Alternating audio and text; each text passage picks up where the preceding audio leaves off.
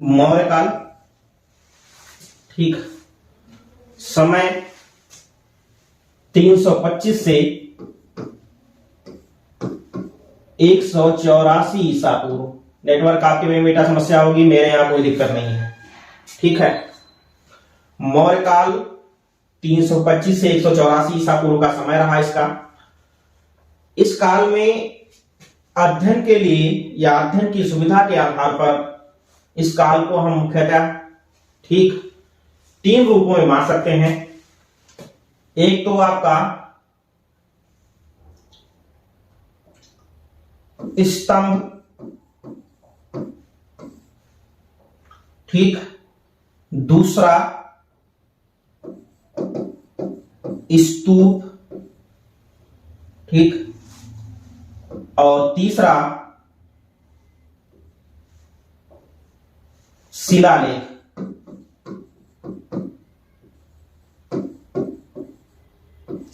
शिलालेख ये बौद्ध वास्तुकला का, ठीक, बौद्ध वास्तुकला का जो है वास्तुकला का बंटवारा है। अगर और सामान्य हम कह सकते हैं तो ध्यान देना इसमें कि इसको दूसरी तरीके से वास्तुकला, वास्तुकला, स्तूप, ठीक, तथा प्रस्तर कृतियों में बांट सकते हैं। ये तो हमने आपको विभाजन बताया कि बौद्ध वास्तुकला के दायरे में। अगर अध्ययन के तरीके से और बांटना है तो संपूर्ण मौर्य काल को अगर हम और आसानी से पढ़ने के लिए बांट सकते हैं तो वास्तुकला, स्तूप कला और प्रस्तर कृतियों में बांट सकते हैं। वास्तुकला के दायरे में चंद्रगुप्त का रनिवासा, मतलब रात्रि में निवास का स्थान, अर्थात पहली बार भारतीय वास्तुकला में, ठीक, एक जो है महल निर्माण की परंपरा आई, ठीक, महल निर्माण की परंपरा आई जो आप यहां से देख रहे हैं। इसीलिए इसको चंद्रगुप्त का रनिवासा कहा जाता है। इसी के अतिरिक्त बराबर की पहाड़ी गुफाएं, बराबर की पहाड़ी गुफाएं,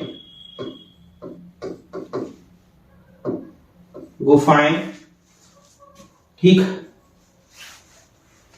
इसी के अतिरिक्त नागार्जुनी की गुफाएं,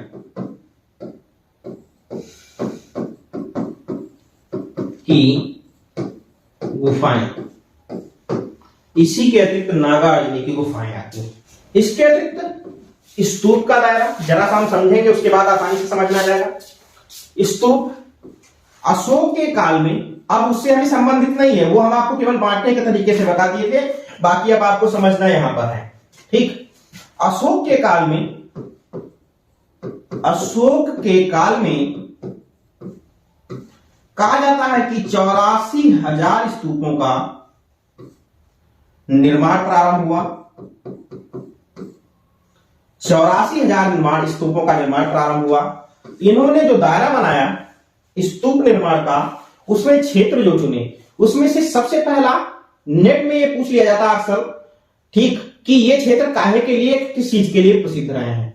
तो ये नेट के पेपर में तो अक्सर करके इस चीज से पूछ लेता है। बाकी आप अगर कहीं पर इतिहास वगैरह पढ़ रहे होंगे, इतिहास के पीजीटी, उसमें भी ये अक्सर करके पूछ ले जाते हैं।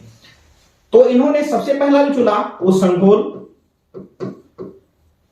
संघोल आपसे पूछ लेता है कि काहे के लिए फेमस है। तो स्तूप निर्माण के, अशोक के स्तूप निर्माण के लिए संघोल जो है पंजाब का पार्ट पड़ता है, फेमस है। दूसरा है सन्नाटी, ये कर्नाटका का पार्ट है, कर्नाटका का पार्ट है। तीसरा सारनाथ, चौथा सांची मध्य प्रदेश, या सीधा आप कह सकते हैं मध्य प्रदेश क्षेत्र। और पांचवा जो आपका जाता है, ठीक, पांचवा जो जाता है वो कर्नाटक के अंतर्गत ही आपका जो हमराती वगैरह आ जाता है, वो सन्नाटी के अंतर्गत ही कर्नाटक में ही आ जाता है, इसलिए उसको मैं लिख रहा हूं। पांचवा आपका गंधार।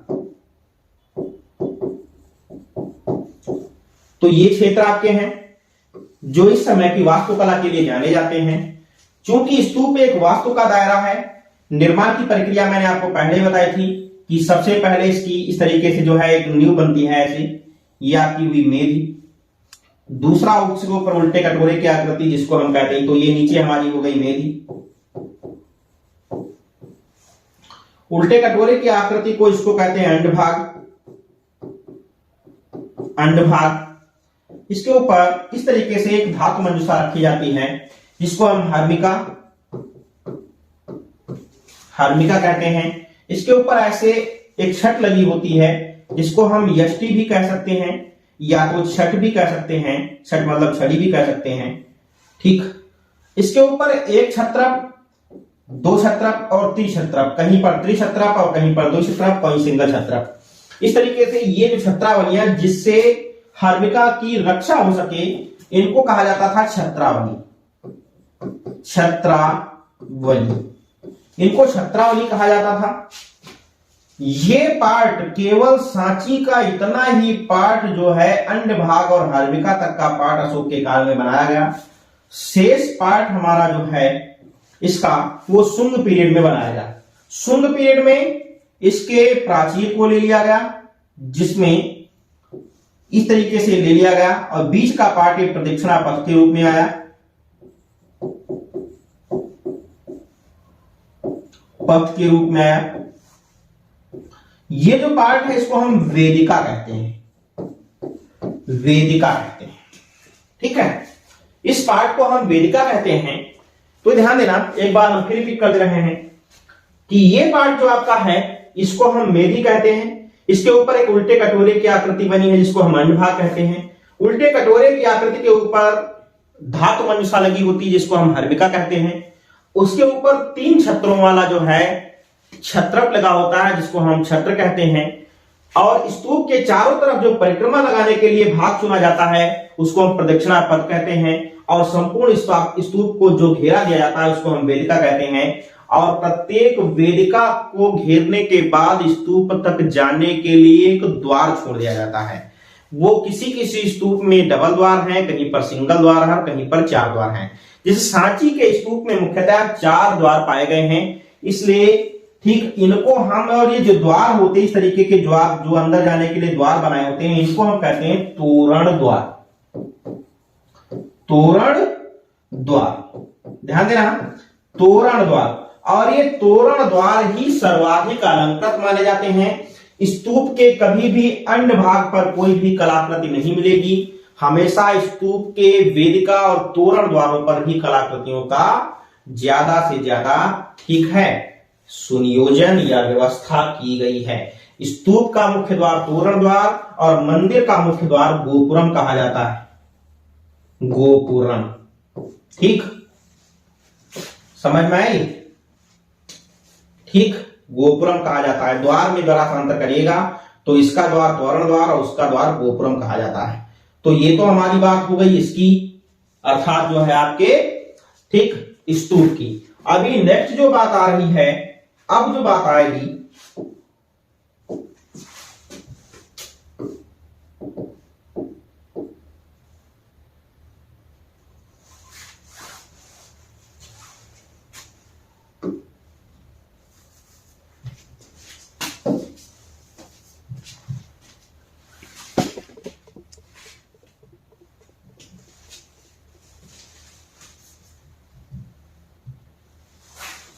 बस 2 सेकंड रुकिएगा, कभी कभी दिक्कत कर जाता है।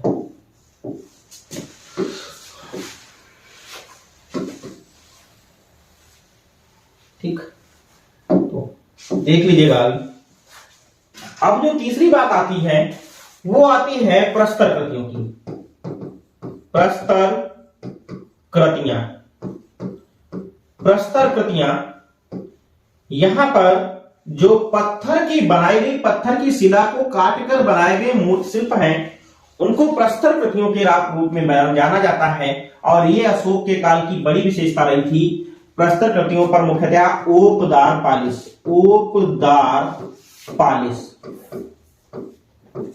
ठीक, ओपदार पालिश बड़ी विशेषता रही है ओपदार पालिश की। और इन प्रस्तर कृतियों में जो चीजें प्राप्त हुई हैं उसको जरा सा हम देख लेंगे। धौली चट्टान का हाथी, धौली चट्टान का हाथी,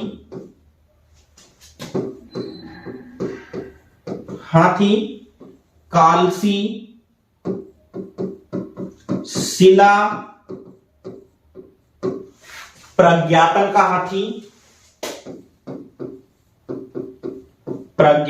हाथी, तेलिन की यच्छी,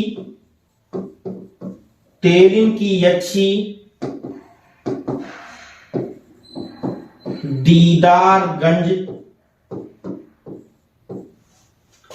यच्छी, इसको चावर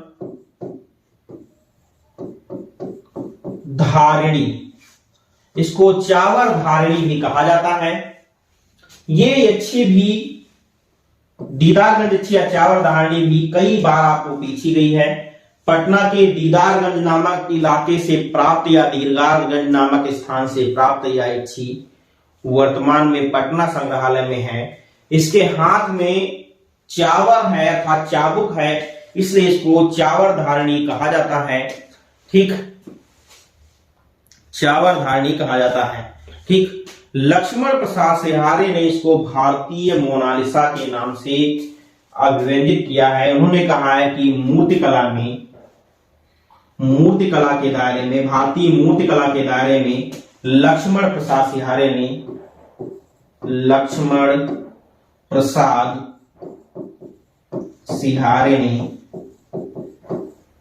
भारतीय मूर्तिकला की मोनालिसा कहा है। ध्यान रखना, लक्ष्मण प्रसाद सिहारे ने इसे भारतीय मूर्तिकला की मोनालिसा कहा है। ठीक, मोनालिसा कहा है। प्रस्तर कृतियों की बात अगर हम कहते हैं, ठीक, तो कहीं प्रस्तर कृतियां और वैसे हमेशा वास्तुकला का दायरा रहता है। ठीक, इस रूप में अशोक के काल में ही, ठीक, अशोक के काल में ही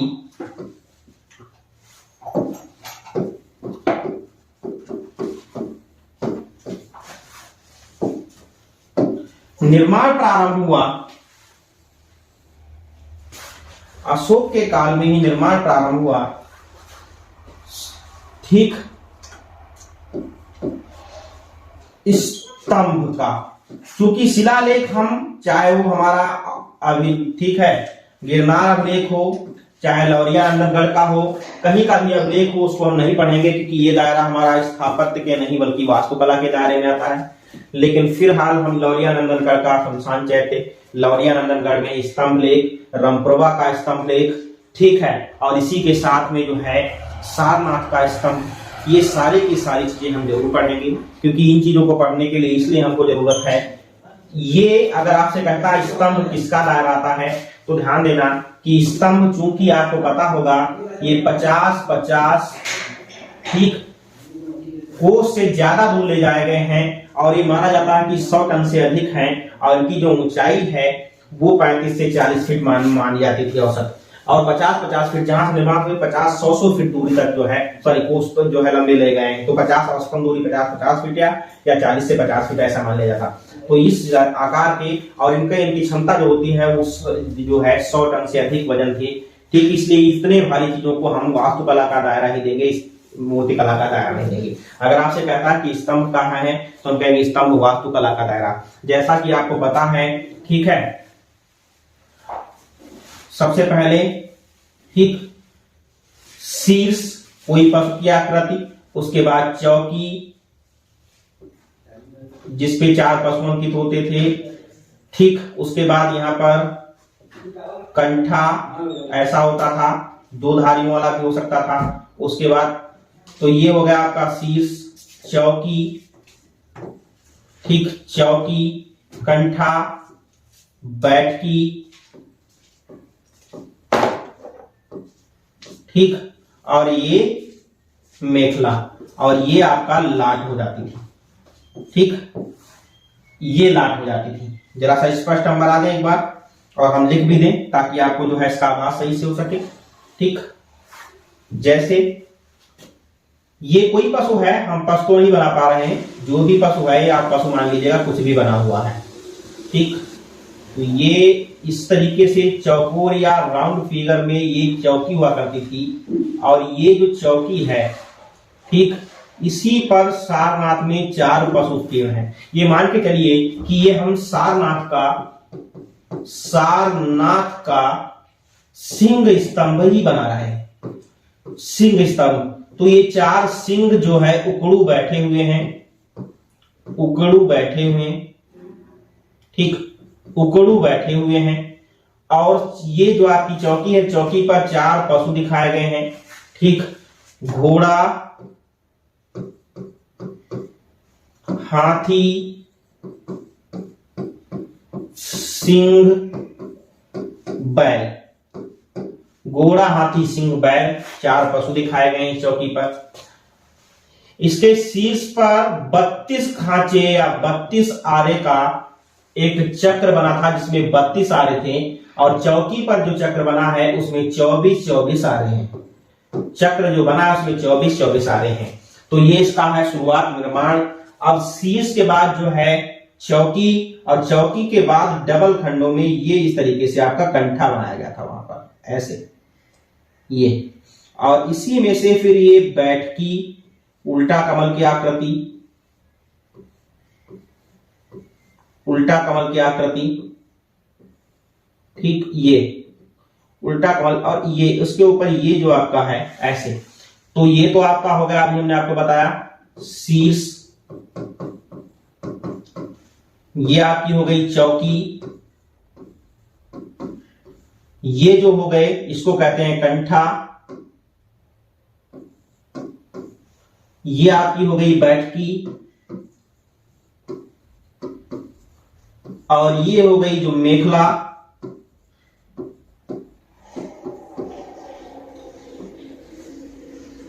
और ये आपका जो सीधा हो गया ये हमारी है लाट, लाट। इसको लाट, और ये जो शेष 5 भाग हैं इसको परगहा कहा गया, परगहा कहेगा। तो संपूर्ण जो स्तंभ है वो 2 भाग में बटा है, एक लाट, दूसरा परगहा, और परगहा के 5 भाग हमने आपको बताए। और ये ध्यान रखना कि मौर्य काल में जितना भी कार्य हुआ है वो सारा का सारा चुनार, बलुआ, पत्थर में हुआ है। कोई भी स्तंभ आएगा हमको आंख मीच कर चुनार, बलुआ, पत्थर ही लगा देना है। ठीक, फिलहाल हमने आपको सारनाथ के स्तंभ की पूर्ति स्थिति को बताया है। ओटेल ने इस पर खोज किया था, इसके बारे में विस्तृत विधिवत बात बताई। ठीक, और सारनाथ का जो है शीर्ष जो है अर्थात हमारा केवल और केवल परगहा का पार्ट, वो जो है आज कहीं ना कहीं पर भारतीय, ठीक, प्रतीक में शामिल है, और राजकीय प्रतीक के रूप में इसको घोषित किया गया है। ठीक है, तो ये बातें हुई। इस तरीके से हमने आपको पूरे के पूरे मौर्य काल के इतिहास को समझा दिया है। अब इसमें कहीं ना कहीं पर आपको वृषभ, कहीं सिंह स्तंभ, कहीं मौर जो है आपको जो है मिलेगा, वो मिलेगा कहीं ना कहीं पर। इसके अतिरिक्त जो है जो मौर जो है, ठीक है, मौर शीर्ष, ठीक है, मोर शीर्षयुक्त, कहीं पर हंस शीर्षयुक्त, कहीं पर वृषभ शीर्षयुक्त मिलेगा, कहीं पर सिंह शीर्षयुक्त मिलेगा। वो अलग अलग प्रकार की पशुओं की आकृतियां यहाँ पर बनाई जाती थी। ठीक है, तो ये बातें हैं, ध्यान रखना। अब हम आपको जो है पूरा एक बार फिर से रिवाइज करवा रहे हैं, और आपका मौर्य काल कहीं ना कहीं पर हम समाप्त कर दे रहे हैं। ठीक है, मौर्य काल हम आपको आज पूरा पढ़ा दे रहे हैं। ठीक, जैसा कि हमने आपको बता दिया था पहले से ही। ठीक, देखिएगा, मौर्य काल 325 या 24 से 184 ईसा पूर्व। मौर्य साम्राज्य के संस्थापक आपको पूरा हम बता भी चुके हैं, समझा भी चुके हैं, लेकिन फिर भी आप इसको देख लीजिएगा। मौर्य साम्राज्य के संस्थापक चंद्रगुप्त मौर्य थे, जिन्होंने 4 ईसा पूर्व में इस राजवंश की स्थापना की थी। ठीक है, स्थापना की थी। अभी हमने आपको बताया कि मुख्यतः याद कर लेना चुनार बलुआ पत्थर बनारस के निकट ताजपुरा नामक स्थान से प्राप्त होता था। और अभी हम बार बार आपको बताते रहे थे ओपदार पालिश। इस पॉइंट को आप खूब कायदे से याद कर लेना, क्योंकि ओपदार पालिश आपकी मुख्यतः पूछी जाती है, ये ध्यान रखना। ठीक है, चंद्रगुप्त का राजप्रसाद, चंद्रगुप्त का जो राजप्रसाद है, ठीक है, पटना के बुलंदी बाग या कुंभकार की खुदाई से लकड़ी के विशाल भवनों के अवशेष मिले हैं।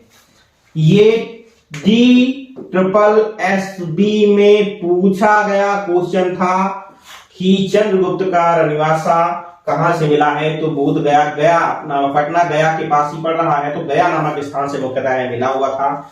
इसे प्रकाश में लाने का श्रेय पुरातत्वविद स्पूनर को जाता है। ध्यान रखना, इसकी जो खोज की है वो स्पूनर ने खोज की है। ठीक है, स्पूनर को जाता है।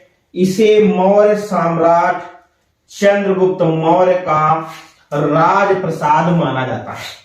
ठीक है, इसे मौर्य सम्राट चंद्रगुप्त मौर्य का राजप्रसाद माना जाता है। वस्तुतः यह एक विशाल भवन समूह था। भवनों के चमकते स्तंभों पर सोने का, ठीक है, या सोने की लता पत्रावलियों और चांदी की चिड़िया बनाई गई हैं। इसीलिए फर्ग्यूसन महोदय ने इसको मुख्यतः ये कहा है कि ये तत्कालीन दैवीय स्वरूप का प्रदर्शन है। ठीक है, क्या कहा कि तत्कालीन दैवीय स्वरूप का ये प्रदर्शन रहा होगा। ठीक है, ये लिखा हुआ आप देख लीजिएगा।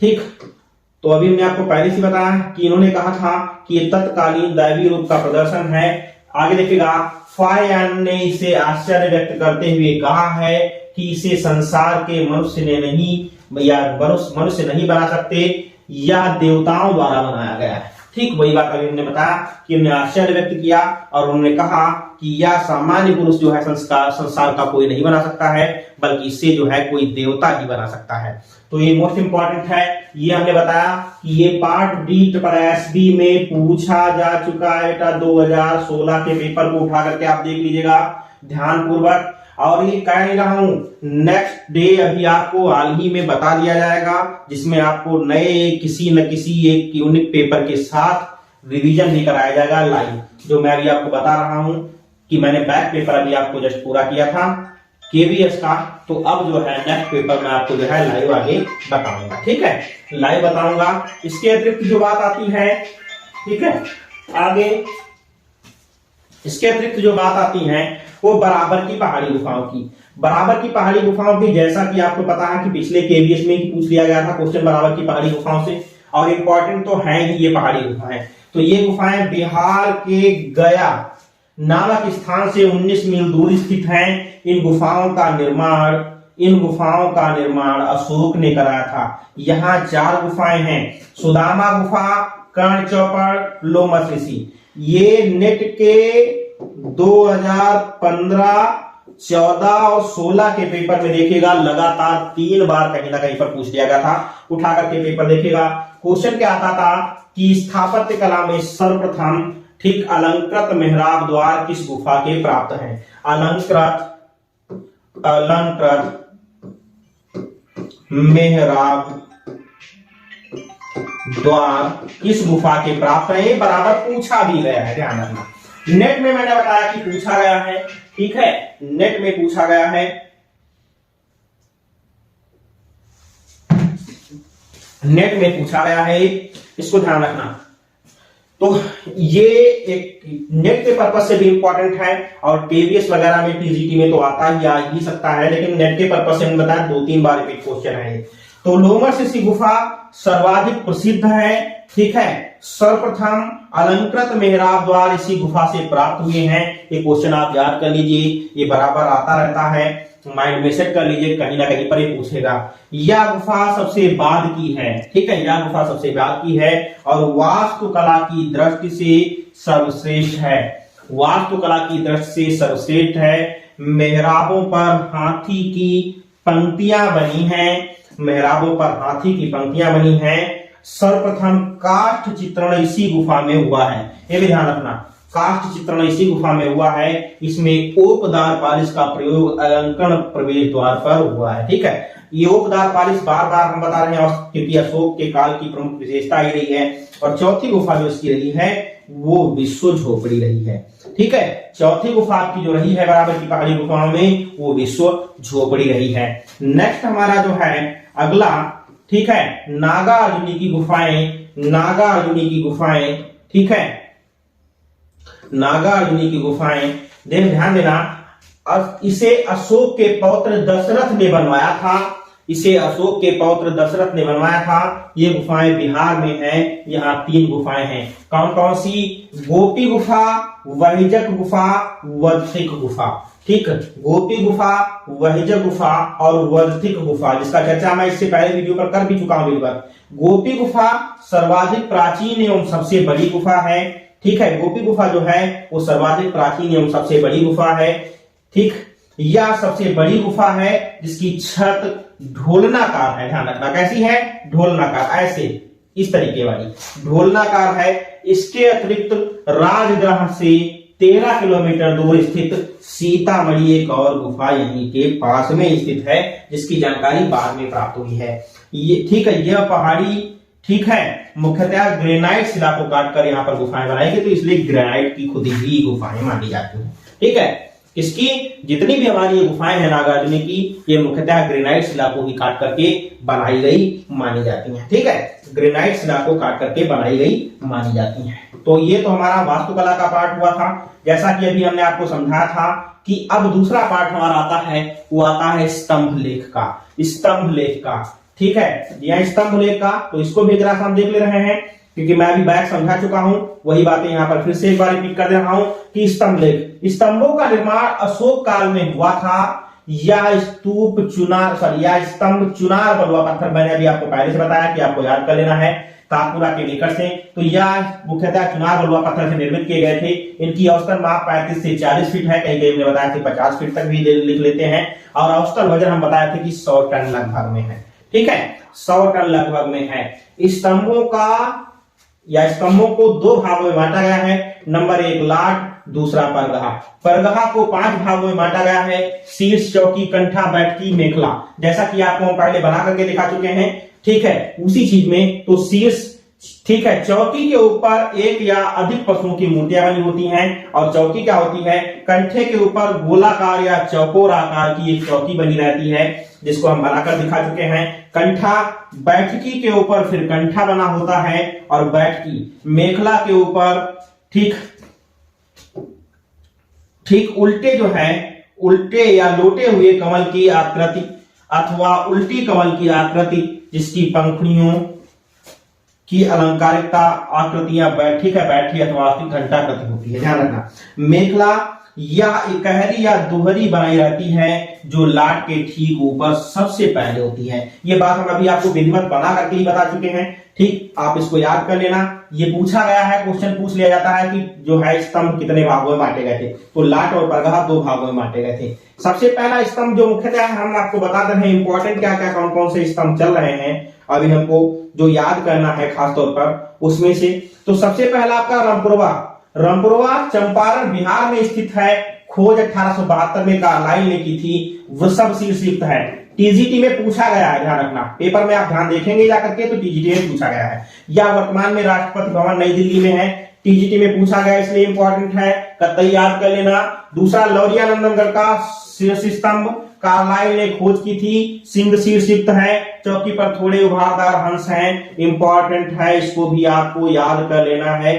ठीक है, इसको भी हमें छोड़ना नहीं है। उसके बाद इलाहाबाद स्तंभ, प्रयागराज स्तंभ लेख भी कहते हैं, जो पूर्व में कौशाम्बी में स्थित था। इसके बाद अकबर द्वारा प्रयाग दुर्ग में लाया गया, जो प्रयाग में किला बनाया गया उसके दुर्ग में लाया गया। इसको हमें याद नहीं करना है, याद हो जाए तो ठीक है, इंपॉर्टेंट नहीं है, कहने का अर्थ है कि ये पूछा नहीं गया है। लौरिया नंदन या लौरिया अरुणोराज, ठीक है, स्तंभ जिला चंपारण बिहार में है। रुमिनदेह स्तंभ, ये खोज 1896 में फीहरर, ध्यान रखना, खोजकर्ता जरूर याद कर लेना, फीहरर हैं और अश्वशीर्षयुक्त है। ठीक है, अश्वशीर्षयुक्त है ये स्तंभ। ठीक, अश्वशीर्षयुक्त है। नेक्स्ट आपका जो जाता है वो जाता है, ठीक है, टोपरा। टोपरा दिल्ली स्तंभ जिला अंबाला पंजाब में है, अंबाला से दिल्ली फिरोज शाह कोटला ने मंगवाया था। ठीक, संसा स्तंभ या मेरठ दिल्ली स्तंभ गज शीर्षयुक्त है, सुल्तान फिरोज शाह कोटला ने मेरठ से दिल्ली मंगवाया। अब यह दिल्ली के उत्तर पश्चिम रिज पर स्थित है। अन्य छोटे स्तूप जो हैं, सॉरी स्तंभ जो हैं, वो सांची का रायसेन जिला मध्य प्रदेश सिंह शीर्षयुक्त है। ठीक है, उसके बाद लिंगलीवा या निगाली गांव का, ठीक है, स्तंभ सागर जिला मध्य प्रदेश में है। ठीक है, उसके बाद रड़िया गांव का स्तंभ जिला चंपारण बिहार में है। बसाड़, ठीक है, बाखिरा, कोल्हुआ और वैशाली स्तंभ, एक ही स्तंभ के इतने सारे नाम है, ध्यान रखना। बसाड़, बाखिरा, कोल्हुआ और वैशाली का स्तंभ। बसाड़ बिहार में सिंह शीर्षयुक्त स्थित है। ठीक, बसाड़ बिहार में सिंह शीर्ष युक्त स्थित है, ध्यान रखना। अब आगे हम बात करते हैं नेक्स्ट, ठीक, अगला धौली चट्टान का हाथी। अभी हमने बताया था, ठीक, धौली चट्टान प्रस्तर कृतियों में धौली चट्टान का हाथी, ठीक है, ये उड़ीसा के पुरी जिले से प्राप्त है। हस्त, ठीक है, इसमें जो है हस्त शीर्षयुक्त है। धौली स्तंभ भी वहीं पर प्राप्त हुआ है और ये बात कर रहा है स्तंभ की। ठीक, तो धौली स्तंभ भी चट्टान हाथी के पास में ही है, उड़ीसा में है और हस्त शीर्षयुक्त है। रंगपुरवा का, ठीक है, एक वृषभ शीर्षयुक्त है और एक सिंह शीर्षयुक्त, दो मिले हुए हैं। मोस्ट इंपॉर्टेंट टीजीटी 2021 के पेपर में ही पूछा गया है और ये वैसे भी बहुत इंपॉर्टेंट है, ध्यान रखना। ठीक है, खोज 1905 में ओटेल ने की थी। खोज 1905 में ओटेल ने की थी। अशोक के समस्त स्तूपों में सारनाथ का स्तंभ, सॉरी, अशोक के जो ये स्तूप लिख लिया, मिस्टेक हो गया यहां पर, बल्कि अशोक के समस्त स्तंभों में, ठीक, स्तंभों में सारनाथ का स्तंभ सर्वश्रेष्ठ माना जाता है। ठीक, इसका शिखर भाग इतना सुंदर और आकर्षित बना है कि इसे गणतंत्र भारत के राष्ट्रीय चिन्ह का गौरव प्राप्त है। सारनाथ का प्राचीन नाम ऋषिपत्तन या मृगदाव था। यहां पर बुद्ध ने अपना प्रथम धर्मोपदेश दिया था। ये ध्यान देना है, याद करने वाली बातें हैं, जिससे यह स्थान बौद्ध धर्म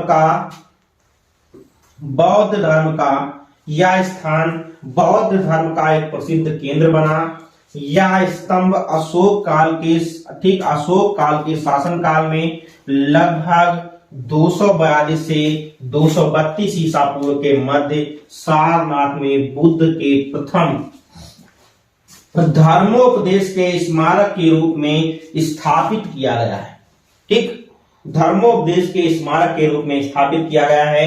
चौकी पर 4, ठीक है, चक्र बने हैं और उनके बीच बीच में, ठीक है, गज पूर्व दिशा में, याद कर लेना, दिशाएं भी याद कर लेना। गज पूर्व दिशा में, वृषभ पश्चिम का, सिंह उत्तर का। ठीक है, गज पूर्व दिशा का, वृषभ पश्चिम का, सिंह उत्तर का और अश्व दक्षिण का प्रतीक है।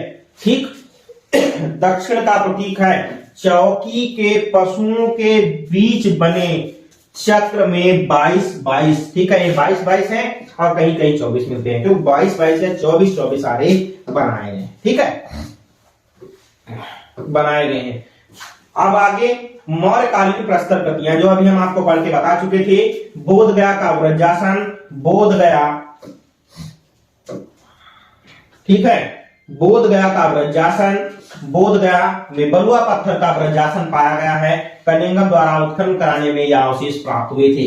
धौली चट्टान का हाथी उड़ीसा के पुरी जिले के अंतर्गत आता है। उड़ीसा के पुरी जिले के अंतर्गत धौली नामक स्थान पर अशोक का शिलालेख मिला है, उत्कीर्ण है और यह इसी चट्टान के अग्रभाग में विशालकाय हाथी उकेरा गया है, जो मौर्यकालीन मूर्तिकला का ठीक उत्तम उदाहरण है। ये मैं भी आपको रिवीजन करवा चुका हूं, जस्ट पहले से बता चुका हूं, उत्तम उदाहरण है। ठीक, कलिंग विजय सम्राट अशोक की अंतिम विजय थी। इसी विजय का प्रतीक यह हाथी है। इसी विजय का प्रतीक यह हाथी है। इसी विजय का प्रतीक यह हाथी है। ठीक है, नेक्स्ट देखिएगा, अगला है कालसी शिला प्रज्ञापन का हाथी। कालसी शिला प्रज्ञापन का हाथी मौर्यकालीन है। ठीक है, कालसी शिला प्रज्ञापन का हाथी जो है मौर्यकालीन है। कालसी की चट्टान, ठीक, कालसी की चट्टान के हाथी का केवल रेखांकन उकेरा गया है, जिसके पैर के बीच में गजतमे यानी सर्वश्रेष्ठ हाथी उकेरा है। ठीक, जिसके पैर के बीच में गजतमे यानी सर्वश्रेष्ठ हाथी उकेरा गया है। ये ध्यान रखना, इसमें से धौली चट्टान का हाथी आपका इंपॉर्टेंट चला जाता है और वो पूछ सकता है कभी भी। ठीक है, पूछ सकता है। प्रश्नकृतियां जब आप पढ़ लेंगे तो हम भाई सूत्र भी बताएंगे, इनको सूत्र में भी याद कर सकते हैं। ठीक है, और सूत्र भी है चौपाई के रूप में भी हम इसको बताएंगे। पहले आप एक बार अच्छे से इसको रिवीजन कर लें। ठीक है, उसके बाद जो हम आपको इसको याद करने का भी तरीका बताएंगे। बेसनगर के शीर्ष स्तंभ, ठीक है, तृतीय शताब्दी ईसा पूर्व के लगभग 2 स्तंभ शीर्ष मध्य प्रदेश के बेसनगर स्थान से प्राप्त हुए हैं। तृतीय शताब्दी ईसा पूर्व के लगभग, ठीक है, कब? तृतीय शताब्दी ईसा। इसमें एक शीर्ष स्तंभ कल्प वृक्ष के रूप में और दूसरा तार वृक्ष के रूप में उकेरा गया है। कल्प, ठीक है, जो कल्प स्तंभ शीर्ष है वो कलकत्ता में, और तार जो है पुरातत्व संग्रहालय पीथर में संग्रहित है। उसके बाद यक्षी प्रतिमाओं में मणिभद्र यक्ष, मथुरा के मणिभद्र यक्ष, ठीक, जो मणिभद्र यक्ष है वो मथुरा के मणिभद्र यक्ष, मथुरा के परखम नामक स्थान से मणिभद्र यक्ष प्रतिमा प्राप्त हुई है, जो 7 फीट ऊंची है। ठीक, इस पर ओपदार पालिश है। कैसी? इस पर ओपदार पालिश है, जो वर्तमान में मथुरा के डैम्पियर नामक म्यूजियम में संग्रहित है। ठीक है, मथुरा के डैम्पियर नामक म्यूजियम में संग्रहित है। तेलिन की यक्षी पूछी गई है, इंपॉर्टेंट है, नेट में भी पूछी गई है और कई जगह पूछी गई है। बेसनगर मध्य प्रदेश से यह यक्षी प्राप्त है, भारतीय संग्रहालय कोलकाता में है। ठीक, भारतीय संग्रहालय कोलकाता में है। लास्ट जो आपकी है वो है दीदारगंज यक्षी। नेट टीजीटी कई जगहों पर पूछा गया क्वेश्चन है। इसको चावर धारणी या चाबुक धारणी ग्रहणी भी कहा जाता है। खोज 1917 में डीवी स्टोनर ने की थी। पटना संग्रहालय में संग्रहित यह प्रतिमा पटना शहर के दीदारगंज से प्राप्त हुई है। यह प्रतिमा अशोक कालीन मूर्तिकला का अद्भुत नमूना है। ठीक है, यह प्रतिमा अशोक कालीन मूर्तिकला का अद्भुत नमूना है, इंपॉर्टेंट है, कई बार पूछी भी गई है, ये ध्यान रखना। नेक्स्ट जो आपका आता है वो आता है, ठीक, विशेषताएं, जैसे दर्पण जैसी चमकदार पालिश के लिए यह प्रतिमा जानी जाती है। ठीक, यह प्रतिमा चुनार बलुआ पत्थर से कोर कर बनाई गई है।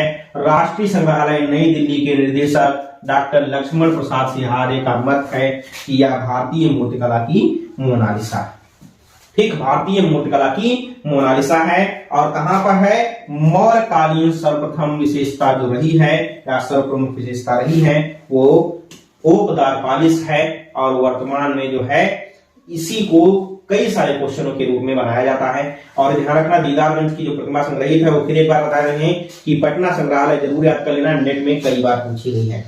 ठीक, कई बार पूछी गई। तो आज हमने आपको पूरा का पूरा बताया कि मौर्य काल आपका आज फिनिश हो गया है। कल नेक्स्ट जो हमारा चैप्टर चलेगा वो चलेगा शुंग काल। नेक्स्ट डे हम पढ़ाएंगे तो आपको शुंग काल, और शुंग काल में मुख्यतः स्तूप का निर्माण और उसी के साथ में सांची, भरहुत, ये सारे स्तूपों का भी विवरण बताया जाए।